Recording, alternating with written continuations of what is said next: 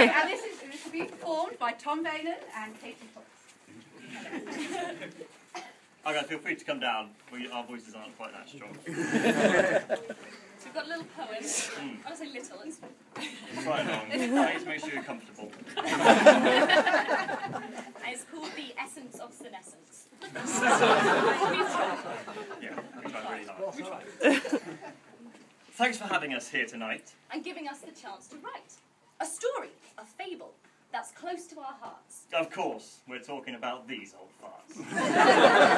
This isn't Shakespeare or anything gory. No kings or queens in all their glory. No giants, no wizards in this story. Ours is a tale of aposporing. A pair of star-crossed gardeners make their lives by ensuring that true knowledge survives. A couple caught up in a holy alliance, ironically formed in the field of science.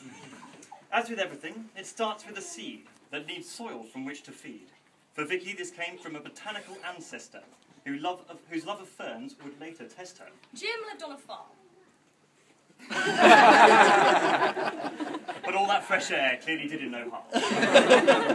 The roots start to grow through school and sixth form, though Jim preferred books where sport was the norm.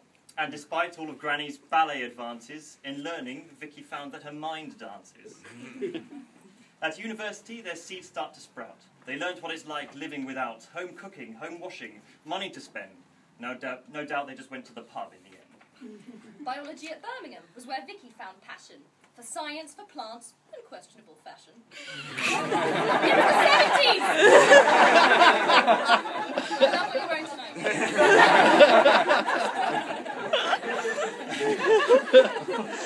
Jim, for all we knew, just had a tryst with the lab assistant at Aberystwyth. Who would have thought each other's lives they would enter when arriving in Norwich at the John Innes Centre, chatting for hours at that grim cafeteria and discussing their plates of rhizobium bacteria.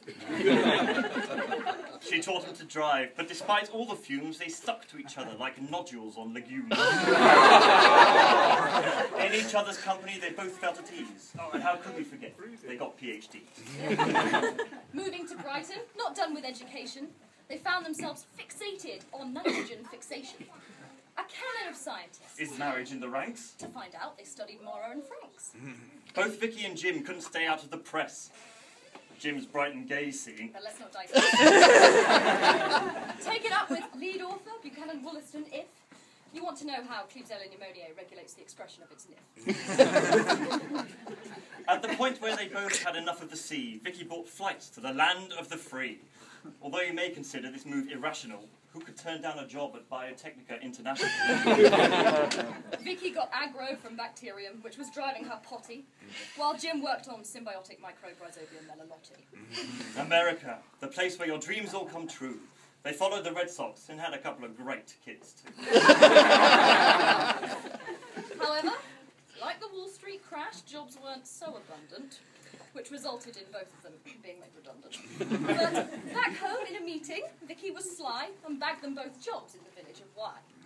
It turned out for the best, a move they were better for. But we seem to have lost track of our original metaphor. Starting new jobs, and now with carte blanches, they're like the tree, but on two separate branches. Jim took on the challenge to find plant protectors.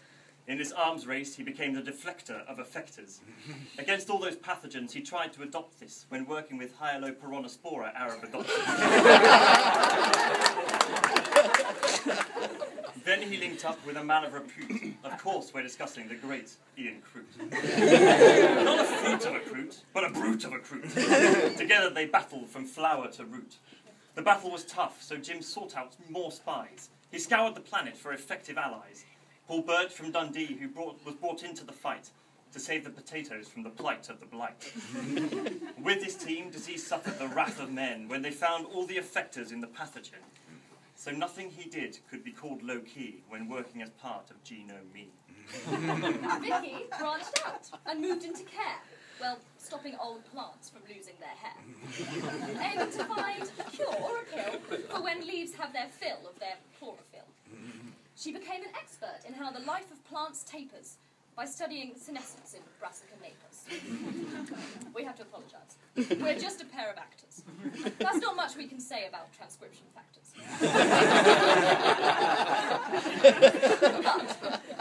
At HRI, they made quite an impression with their work on Arabidopsis gene expression. But one at a time, it was causing delays, so they ended up using microarrays. Vicky then took time from research to mentor PhD students at the doctoral centre. At the Systems Biology conference, she'd instigate lashings of wine and games of Articulate.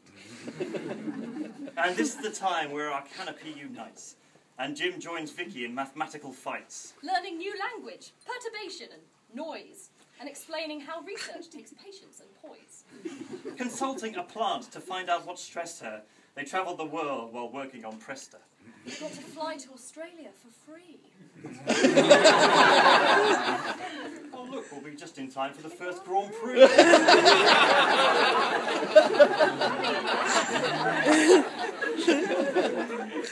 Of course we jest. It was really hard work. I mean, travelling the world would drive me berserk. Drinking all those cocktails just to maintain hydration. While spreading the word that senescence is not a real perturbation.